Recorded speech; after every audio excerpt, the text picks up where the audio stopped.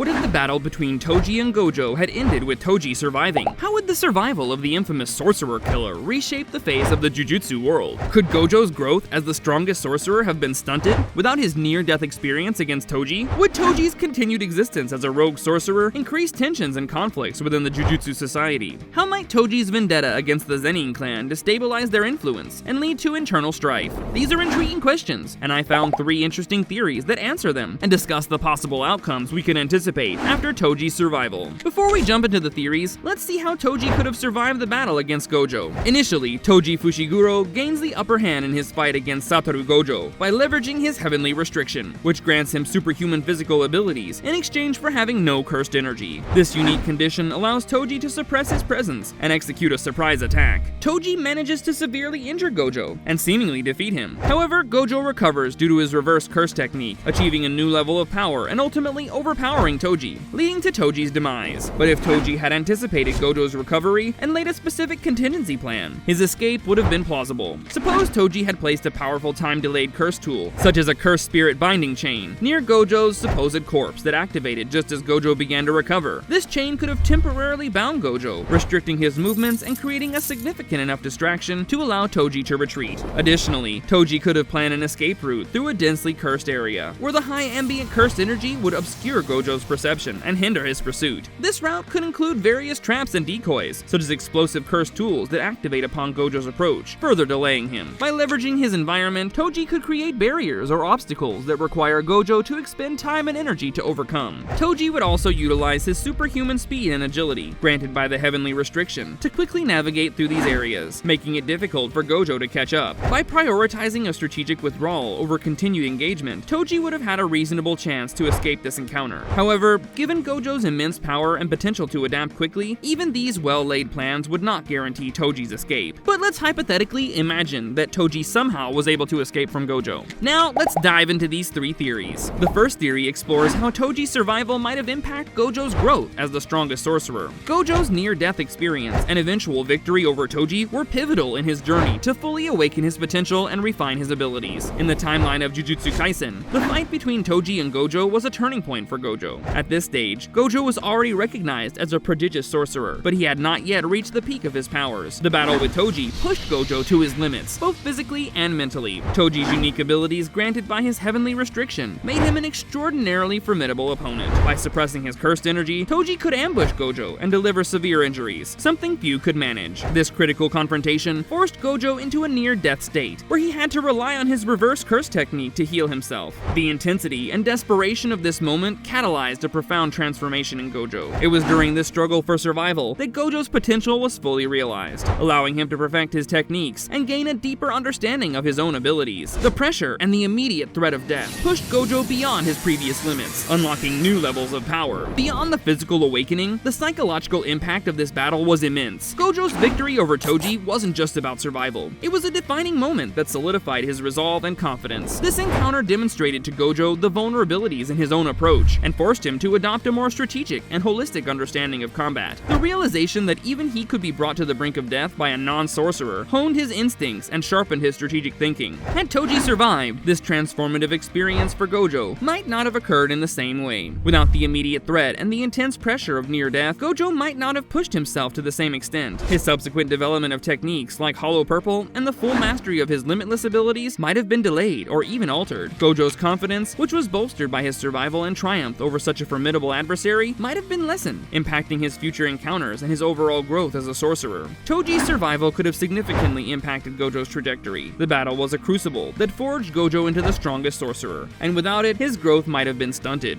While the first theory focuses on Gojo's potentially stunted growth, the second theory delves into the broader implications for Jujutsu society. In the second theory, Toji's survival could alter Jujutsu society dynamics. Toji, known for his exceptional strength and unique abilities due to his heavenly restriction, would remain a formidable and rogue figure outside the established Jujutsu society. His survival would mean a continuous threat to the traditional institutions and the power structures within the Jujutsu world. Imagine Toji targeting prestigious Jujutsu schools or organizations. He could attempt to steal artifacts, assassinate prominent figures, or disrupt important ceremonies. Such actions would undoubtedly create chaos and undermine the stability of the Jujutsu society. The balance of power between families and sorcerers relies on maintaining order and tradition. Toji's presence as a powerful outsider could disrupt this equilibrium. He might exploit rivalries between factions or manipulate situations to sow discord within the Jujutsu community. Furthermore, if Toji manages to pull off significant feats or avoid capture for a prolonged time, he could become a symbol of defiance for those who feel oppressed by the Jujutsu system. This could inspire others to challenge authority or even defect, potentially leading to a larger scale rebellion. The Jujutsu world, with its rigid hierarchies and strict codes, would face unprecedented challenges from within. Toji's skills as a sorcerer-killer and his lack of allegiance could make him a valuable asset in the black market of Jujutsu Kaisen. He might trade his services or knowledge to the highest bidder, potentially empowering rogue factions or individuals who threaten the precarious balance of the Jujutsu world. This clandestine market of cursed tools and forbidden knowledge would thrive, further destabilizing the already fragile Jujutsu society. One immediate consequence of Toji's survival would be the increased tensions between independent sorcerers and traditional Jujutsu institutions. Toji's actions, driven by his desire for revenge and his mercenary nature, would put him at odds with the established order, leading to a series of confrontations and conflicts. These clashes could involve direct attacks on key figures within the Jujutsu society, sabotage of their missions, or even the recruitment of other disillusioned sorcerers and cursed users who share his disdain for the current system. Toji's presence would also highlight and exacerbate existing fractures within the Jujutsu society. The Zenin clan, one of the prominent families in the Jujutsu world, would be particularly affected. Toji, as an outcast and someone who harbors a deep grudge against the Zenin clan, could engage in activities that destabilize the clan's influence and power. His survival would likely force the Zenin clan to take drastic measures to neutralize him, leading to internal strife and possible power struggles within the clan. This internal conflict could weaken the clan's position within the larger Jujutsu society, making them vulnerable to external threats and reducing their overall influence. Furthermore, Toji's continued existence would necessitate a response from other powerful entities within the Jujutsu world, such as Jujutsu High. The institution would have to allocate resources and manpower to deal with the threat posed by Toji, diverting attention from other crucial matters, including the containment and management of curses. This could strain the institution's capabilities and create opportunities for curses and other malevolent entities to exploit the situation, further destabilizing the Jujutsu world. Having explored how Toji's survival could disrupt Jujutsu society, let's now turn our attention to a more personal impact. Let's move toward the final theory, to discuss how Toji's continued existence would alter the fate of his son, Megami Fushiguro. If Toji had survived his battle with Gojo, it would undoubtedly have a profound impact on the life and development of his son, Megami Fushiguro. In the existing storyline, Megami's path is shaped significantly by the absence of his father and the influence of others, including Satoru Gojo. Toji's survival would introduce a powerful variable that could drastically alter Megami's trajectory. Toji might have taken a more active role in Megami's life. As a father with unique abilities and deep understanding of the Jujutsu world, Toji could choose to train Megami himself. This training would be vastly different from the instruction Megami receives from Jujutsu High. Toji's harsh, survival-driven perspective would likely influence his teaching methods, instilling in Megami a more ruthless and pragmatic approach to sorcery. This could result in Megami becoming a more formidable and potentially more jaded sorcerer. In addition to practical training, Toji's survival would mean Megami would be exposed to his father's complex legacy. Toji's deep resentment toward the Zenin clan and his mercenary lifestyle would create a conflicting backdrop for Megami. The young sorcerer might struggle with reconciling his father's disdain for traditional Jujutsu structures with his own developing sense of duty and morality. This internal conflict could lead Megami to question the values and systems he is a part of, possibly fostering a more rebellious and independent mindset. Moreover, Toji's presence could influence Megami's relationships within the Jujutsu community. For example, Gojo's role as a mentor to Megami might be diminished or altered due to Toji's survival. Gojo's interest in Megami is partly driven by his connection to Toji, but if Toji were alive, Gojo's approach might shift. Megami might not develop the same level of trust and camaraderie with Gojo, affecting his integration into Jujutsu High and his interactions with his peers. Toji's vendetta against the Zenin clan could also play a significant role in shaping Megami's outlook. If Toji actively pursued revenge or sabotage against the Zenin clan, Megami could be drawn into these conflicts, further complicating his relationship with his lineage and the larger Jujutsu society. His involvement might push Megami towards a path of vengeance, potentially aligning him more with Toji's perspectives and less with the ideals upheld by Jujutsu High. In this altered scenario, Megami's fate becomes a complex tapestry of conflicting influences and ideologies. The presence of his father, with all the baggage and turmoil it brings, would undoubtedly make Megami's journey as a sorcerer more turbulent and multifaceted. This could lead to a version of Megami who's more powerful, yet deeply conflicted about his role and purpose within the Jujutsu world. So, these were a few possible outcomes of the story if Toji had survived. Each theory presents a fascinating look at how one pivotal moment could ripple through the entire narrative of Jujutsu Kaisen, affecting not just the main characters, but the entire Jujutsu society. Now it's your turn. What do you think would happen if Toji survived? How would it change the fate of Gojo, the Jujutsu world, and Megami? Do you have your own theories? Share your thoughts in the comments below. On what subject would you like to see the next video? Do let me know in the comments. Thanks for watching, and don't forget to like, share, and subscribe for more content like this.